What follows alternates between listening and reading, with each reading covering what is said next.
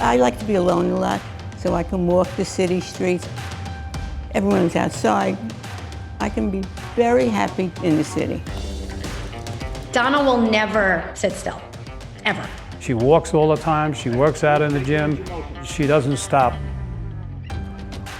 She did not deserve this, but it is what it is. It's life. It's not an easy thing to live with, but you can't allow it to get you down. It's all about attitude. You have no choice. That's my option.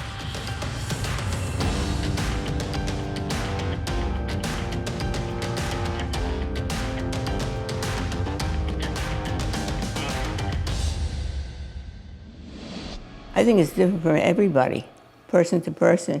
So you meet one Parkinson's patient, you meet one Parkinson's patient.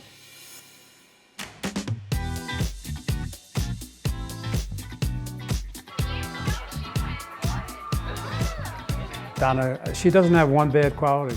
She really is always up. She's always ready to do something. She has a great personality, and she doesn't have any bad qualities.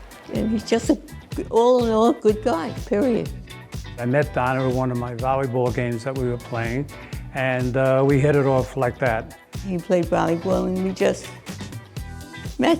And we went out, and from that day, we hit it off that night, and that was it from 44 years ago. We're married 44 years to him. They were all great years. I'm only saying that, but they were all great years. And we never had a problem. No. No, Well, yeah, maybe one or two, but not really. we don't have problems with ourselves. There's always problems with children, but we never had a problem with ourselves. The kids were growing up, the kids were going to school. It was just a normal life. We lived in Long Island for a number of years, and then we moved into the city. We've been there for 30 some odd years. But the minute I left Long Island, I was happy in the city. It was terrific. We would go out for dinner, and I wasn't working then. And a cousin of mine's sister-in-law worked for Donna Karan, had a big job at Donna Karan. And we went out for dinner one night, and they said to me, would Melissa, my daughter, like a job? I said, no, hell with Melissa. I need a job. At that point, Donna Karan was a big, big deal. The company was incredible. I started at DKNY in 1998, and in our building, we had a company store, like an employee store. It was on the second floor. It was called DK's Best. It was a space that was opened up by appointment only to all the celebrities. One day, I get a call from the security guard saying, you know, Kramer's sitting on the floor out here waiting to get in. They begged to come to us. I remember one particular time Salma Hayek came to the store, and we were working with her in the dressing room, and Donna was amazing with her. I mean, it was like she was working with her best friend. If I couldn't get into a restaurant, all we had to do was call and say, I work for Donna Karan, you're in. And at that point, they were opening up a 17,000 square foot store on Madison Avenue, and they asked me to go there and manage that store. And Donna was the queen of that store. The store, when you walk in, has this incredible staircase. When you would walk to the top of the staircase, you would just sort of land at the top, and there would be Donna just all the time, there to greet you, there to help you. She was an amazing salesperson. She's one of our top salespeople. Because she's such a great listener, and because she's super thoughtful, she earns the trust and respect of many. Donna Karan loved Donna Leipzig. They were two peas in a pod.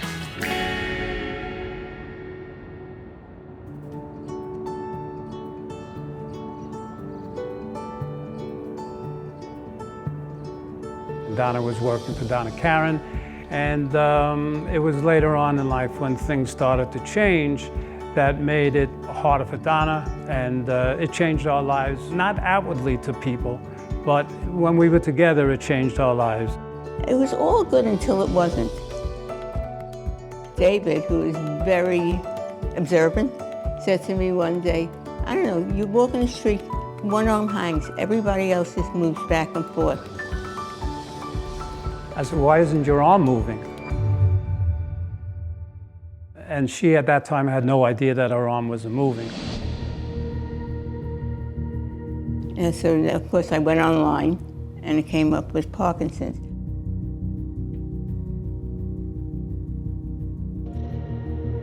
My father had Parkinson's, but he was diagnosed way late in life when he was, really ailing from everything else, and never entered my mind. I had lost my sense of smell years ago, and that's one of the first things to go, but you don't put it together. There's genetic testing, but there's no need, because I think it alters your life right then and there. It'll just get everyone crazy. We didn't take it that seriously at the beginning. I didn't realize the repercussions from it. So I was, everything was hunky-dory. I didn't know that it can create what it creates.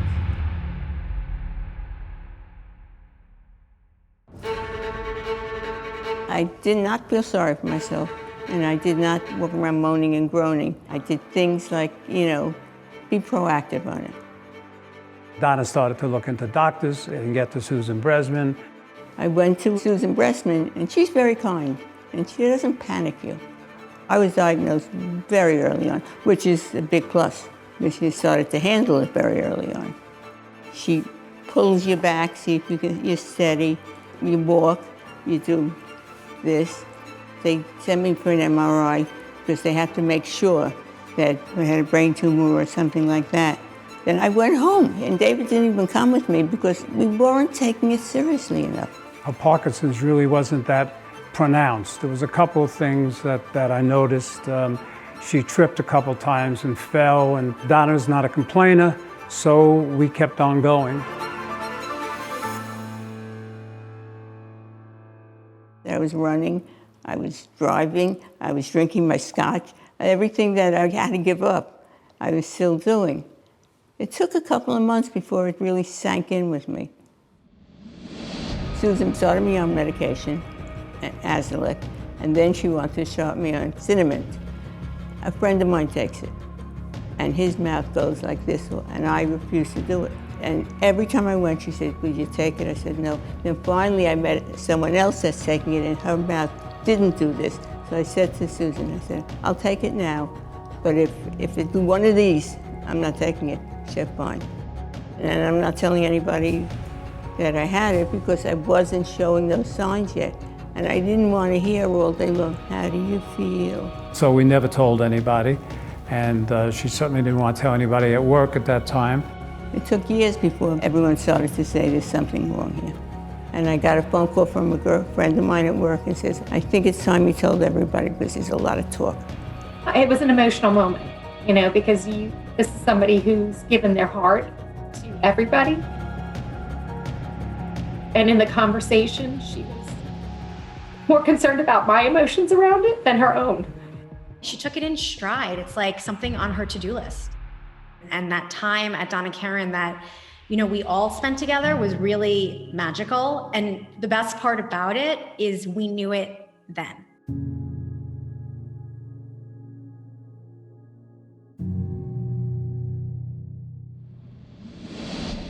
Gradually, after a couple of years, things started to change. With her medications, there's a tremendous amount of side effects. At night, she can't sleep. At night, she screams a lot. She talks in her sleep. It definitely is, for Parkinson's spouses, a 24/7 disease. Because this is a progressive disease. It's not going to get better. So you need somebody that, that's sympathetic, I guess, and knowledgeable. It's a type of disease that you really have to be on top of. You have to have someone with you. You have to open the car door, you have to help her out of the car, you have to help her in the car. She complains that I hover, but I have to hover. She doesn't like it because she likes to do things on her own, but you have to hover. Because I don't want to be an invalid. And I don't want to be, every time I get up, someone's here to help. I can do it myself. It may take a little longer than most people, but I can do it sometimes, not all the time.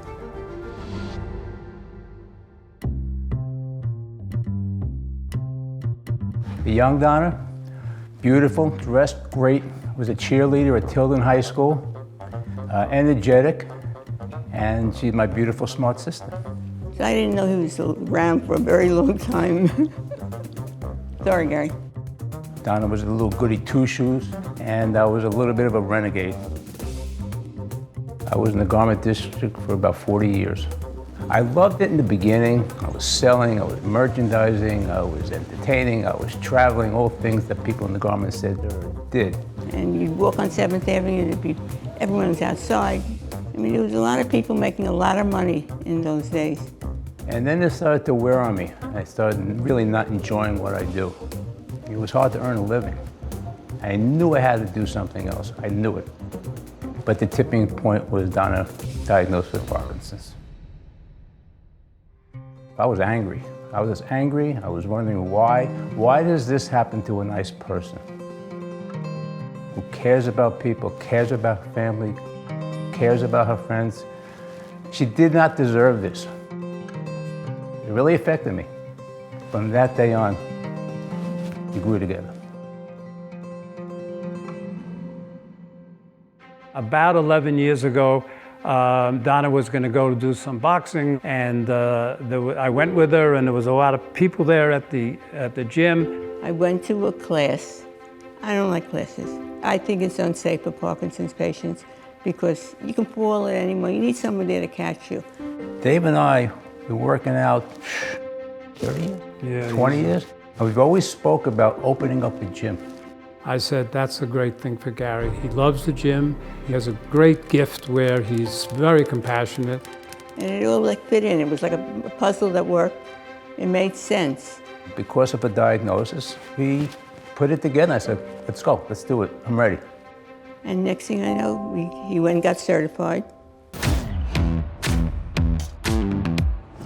I'm a certified boxing instructor. You spend 2 days at a very famous gym, Gleason's Gym. It's boxing, it's maneuvers, it's weightlifting. My takeaway from training at Gleason's Gym with professional fighters, how do I interpret what they do, what they're teaching me to the Parkinson's community? Let's get this party started. What are you sitting around for? Come on. I've always gone to the gym, so me going exercising for the Parkinson's is not a stretch. Nice and easy, nice and easy. It's all you, Donna, it's all you. These are special gloves we designed for Donna.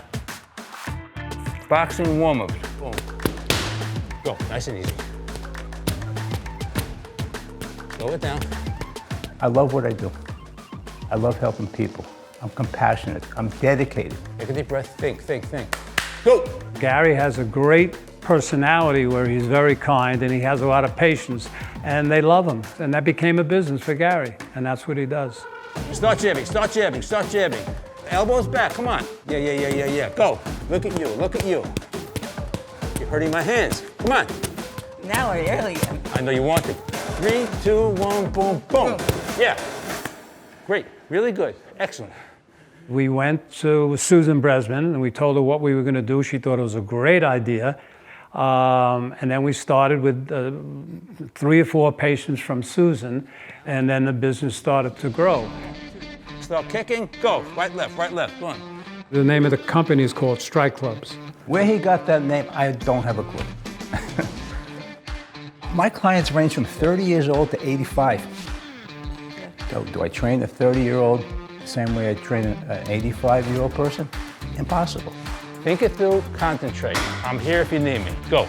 My training methods postpone a lot of your symptoms, but it has to become part of your lifestyle. Susan Bressman is a big advocate of exercise. Anyone that comes into our office knows you have to exercise, you have to exercise, you have to exercise.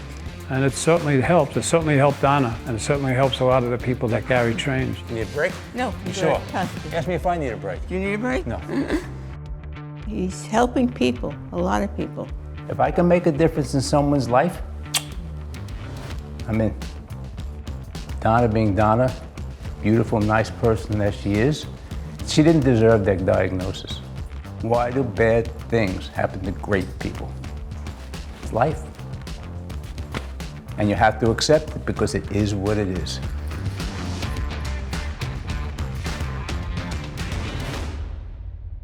I think the spouse of any Parkinson's patient has to be very cognizant of the disease, should probably know a lot about the disease, and with the symptoms that it brings, you have to learn to live with it. So we're going out for dinner. I'll take a shower and shave or whatever at 3 o'clock in the afternoon, and then Donna gets ready at 4 o'clock, and by 6:30 maybe we're ready to go out. I should be buying things that are easier to get, shoes that don't lace up and snap and do, but I don't. She can't button buttons, she can't zip zippers, but yet she buys clothes with buttons and zippers. I buy zippers in the back, little buttons. It just takes me longer, that's all. Whatever it is that we have to do, we do. Right, I'm not working, so I start a little earlier, that's all. She starts 3 hours earlier. We went to a resort, and we were eating with the president of the company and with some other couples that were there. Friends of ours were there at this long table, and everybody's eating, and the president of the company is making this whole speech at the table, and all of a sudden Donna goes down. And everyone ignores me. And so I said, just continue. And everyone just talked around me, which is fine. Right. And this guy sitting there like this, he couldn't believe that. What? You're dead.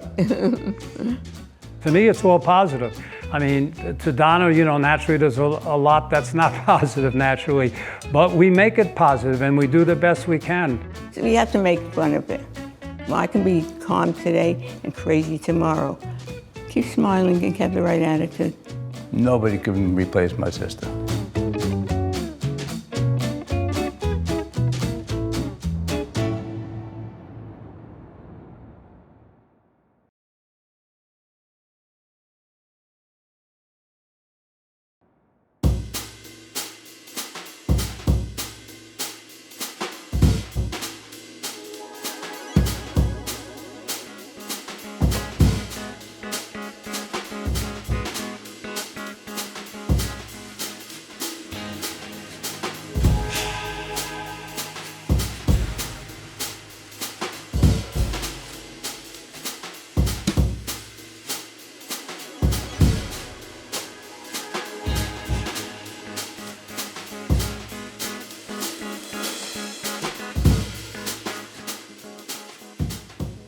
In listening to the story about Donna, one theme that comes out that I keep hearing from other patients is this fear of taking the most effective drug. Yes. Tell us about that. So it's pervasive, actually. Is it legitimate? Well, they're afraid of two things. One, they tell me it stops working after so many years. I want to save it because I don't, when I need it, because it's going to stop working. Which is not true. Which is not true. So I have to disabuse them of that. And then they worry about dyskinesias. What are dyskinesias? With these involuntary movements. Okay. I'm going to start moving around my arms and legs. I'm going to have these funny faces I'm going to make. And that part may happen. So we have to talk about that. So we talk about ways to lessen that possibility. I talk to them about which you talked about before, low doses, or polypharmacy to keep the dose low, so things we can do. But by the way, we do see patients who come in and tell us their doctor told them not to take it. Yes, absolutely. Yes. And It's bad for you. neurologists have said that. Yeah. True. So I didn't want to be in that group. Is that really a legitimate concern today? With everything we have available to us, with treatments for involuntary movements, Yes. should a patient withhold the most effective therapy? I tell patients that it's not good for the brain to withhold treatment. Is it possible that it's bad for Yes, patients it's with Parkinson's? possible. Yes, I imply that it's not good, meaning it's bad, to withhold therapy because for a bunch of reasons, but clearly the patient understands that they're not using that arm. They're not walking normally. They're no longer washing their hair or cooking because that arm, they're using the other arm. Let's say if they're very asymmetric. And this whole idea of the brain sort of just adjusting to this, and that if they go on to levodopa, just looking at the circuitry and the pharmacology to attain a more normal quality of life. So I try to explain to them that this is sort of multifactorial, why you would want to go on the treatment that gets you functionally at the best level. And I think there's a relatively simplistic way of looking at it, and that is that, and you may not agree with this, but the better you are today, the better you're going to be tomorrow. Exactly. And is that true? Do you believe that? Absolutely. I think that if you withhold the treatment that makes you best at whatever you can do, and especially that gives you the edge for the exercise programs that we now advocate as very important, that means you're going to be far better down the line. Conversely, if you do not do that, then you are in fact shortchanging yourself. There is always an opportunity to catch up, but there could be conceivably a point beyond which you've delayed treatment too long. Susan started me on medication, Azilic, and then she wanted to start me on cinnamon. A friend of mine takes it, and his mouth goes like this, and I refuse to do it. And every time I went, she said, "Would you take it?" I said, "No." With Donna, she knew I was nudging her at every visit to rethink it and not to be so fearful, and that the levodopa could meaningfully help her in a big time way. And I would say, just don't tell anybody I'm your doctor, because they're going to think, how can I not have started levodopa years ago? You needed it. And then finally, she allowed me to put her on levodopa, on Cinemet, and she's on, I think, 2 pills a day, very small dose, and it made a huge difference. We don't see the kinds of involuntary movements that we saw 25 years ago. And I think that's important for patients like Donna to understand. Yes. That when they have this fear of levodopa, they need to understand that the fear is a little bit misguided, number one. Yes. And number two, we can overcome it. Yes. With new delivery systems, and should she develop them, they're treatable. Yes. They weren't treatable 25 years ago. No. They're treatable now. At night she can't sleep, at night she screams a lot, she talks in her sleep. It definitely is for Parkinson's spouses a 24/7 disease.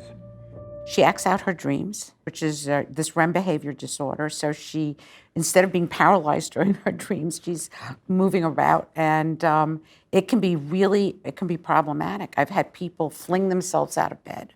It can be dangerous and hurt themselves. So it is something we monitor. We can also send patients for a sleep study and actually see for sure what's going on at night. There's another part of Donna's story that brings up some other issues that a lot of patients fear, and that is some of the neurobehavioral symptoms, and particularly the drug-induced ones. And there's been a lot of talk lately and stuff we've seen on television about drug-induced psychosis. So we know that drugs can cause involuntary movements. Drugs can also cause uncomfortable neuropsychiatric symptoms, particularly psychosis, hallucinations, things like that. But just like dyskinesias, we're now at a point where we can treat these effectively. And I think it's important for people to understand we have a new drug that's one called Nuplazid, which is indicated for patients who have this drug-induced psychosis. And there are other medications that work to some extent as well. So again, not a reason to withhold the treatment with these drugs that are really effective. I had lost my sense of smell years ago, and that's one of the first things to go, but you don't put it together. Particularly interesting with Donna is that not only does she have REM sleep behavior disorder, but she also describes losing her sense of smell. Yes. And what most people don't realize is that those are things that happen in many cases long before patients develop the neurologic symptoms of Parkinson's disease. And this has really opened up a whole new area of interest, right? Absolutely. It has given us a glimpse into the worldview that Parkinson's doesn't really begin at the time we recognize certain motor features, but in fact, it may have happened in a way that is still beyond our recognition years, if not decades before. I was talking before about 23andMe and direct-to-consumer genetic testing. Kids are doing this. I mean, 20 and 30-year-olds are doing this. They're curious about their ancestry. They want to know about their genetic predispositions. And they're learning that they carry risk variants or genes that predispose someone to develop Parkinson's disease. And there are this GBA and LRRK2, that are on those panels. Or they have family members with Parkinson's who've tested positive for a gene or just put them at greater risk. So they're paying more attention to the fact that maybe they have REM behavior disorder, or they lost a sense of smell, or they have this chronic constipation. I actually have a couple of patients who came to me without a definitive motor diagnosis. And then what do you do with that information?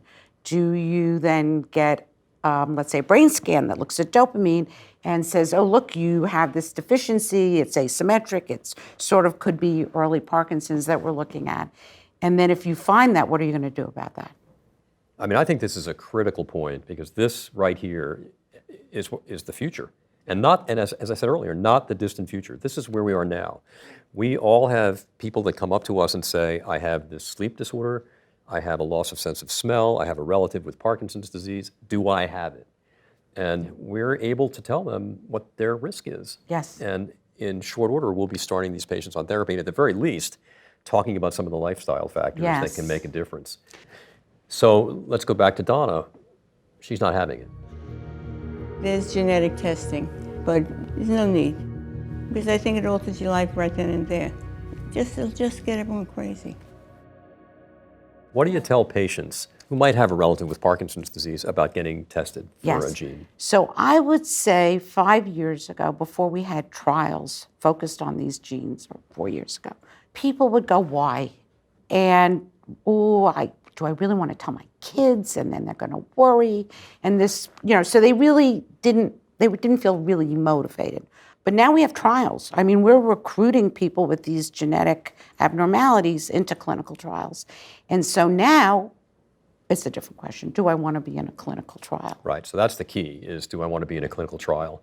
Because we are recruiting a number of patients with a number of these genes, because we're at that point now where we're looking at whether we can, prevent the development of Parkinson's disease. And these genes don't necessarily mean you're going to get Parkinson's. Just because you have the gene doesn't mean you're going to get Parkinson's disease. It increases your likelihood, but it's not a slam dunk. Right. We went to a resort, and we were eating with the president of the company and with some other couples that were there. Friends of ours were there at this long table, and everybody's eating, and the president of the company is making this whole speech at the table, and all of a sudden Donna goes down. And everyone ignores me. So I said, just continue. And everyone just talked around me, which is fine. There are a lot of other symptoms that people don't talk a lot about, and one of them is this side effect, or this can happen with the disease as well as medications, that the blood pressure will drop when people fall, in some patients. And they'll actually fall so low that they will actually pass out. And I assume that's what you think is happening with her? Yes. So, and then we have a whole bunch of, again, a whole different strategies that we use to prevent that. We call that orthostatic hypotension. You stand up, your blood pressure drops. So, staying hydrated, really, really important. Exercise, staying hydrated, some simple rules. And that's one of the rules, and that's good for constipation too. So that can be very helpful. Increasing your salt in your diet. Patients are on blood pressure pills because they had hypertension, but they no longer have hypertension. So then there's a conversation with the cardiologist or the internist about changing those meds and maybe lowering them, and they don't need as much medication for blood pressure as they did before. I think that's really important. I mean, polypharmacy in the elderly population is an epidemic in our country. And I can't tell you how many times I'm stopping medications in patients who have orthostatic hypotension but are taking a blood pressure medication. So it's really something to pay attention to. For sure. One of the precise silver linings we talked about with patients is that here we have a chance where we can, in fact, simplify the medication regimen by taking off the antihypertensives. It's one of the silver linings of Parkinson's. We can take off that medications because Parkinson's, as well as the medications for Parkinson's, lower blood pressure. Could lower the blood pressure. Right. Yes, exactly. Yes. And then we have a ton of meds for orthostatic hypotension now. So there are different meds we can use to relieve the orthostatic hypotension and support stockings. And elevating the head. And elevating the things head. like that. They're all different kinds of maneuvers, different things we can do. It can be problematic, but it's definitely treatable. Another recurring theme with Donna is exercise. Nice and easy, nice and easy. It's all you, Donna, it's all you. These are special gloves we designed for Donna. Boxing warm-up. Go, nice and easy. They had an idea for Strike Club. David introduced me to Gary, And he was so motivational to so many patients because he had such a personal attachment to it, because, of course, this is his sister. So aside from just being a very engaging person and trained to provide the boxing, he was motivated in a very personal way. So it was like a family affair, which is, yeah, it is. It's a terrific story. But there's something about that routine that's particularly helpful for patients with Parkinson's. Yes, most patients love it. And what I'm really surprised is women love it. I sort of knew the guys would love it, but I didn't know I'd have all these women with their pink boxing gloves. But do you think there's something about the exercise itself, or is it just exercise? I think there's something about So that, do I. that I think there movement. is, don't I you? think so, because it's a combination of the type of activity and thinking about what is it that you need to do at any given time. So you're thinking of numbers, 1 and 3 mean that you have to hit here instead of there, and so you have to keep in mind Yes. which numbers are going with which kind of movement. So it's sort of a mental fitness too, which could be contributing to a much more holistic benefit to And I think Parkinson's. they feel that. Yeah. I was diagnosed very early on, which is a big plus, because she started to handle it very early on. She pulls you back, see if you're steady, you walk, you do this. They sent me for an MRI because they have to make sure that I had a brain tumor or something like that. Then I went home, and David didn't even come with me because we weren't taking it seriously enough. In my own clinical experience, how often a male patient comes alone, not often, but a lot of women will come by themselves. A lot of women come by themselves. The husband doesn't a want lot to come. of women. So, Yeah. Yes. and maybe that says something. It's very different, but I think men and women do have different ways of generally dealing with the stress of Parkinson's. And I think expectations are a little bit different. And I think when we look at gender differences or sex differences in Parkinson's, I think that's part of what we need to look at.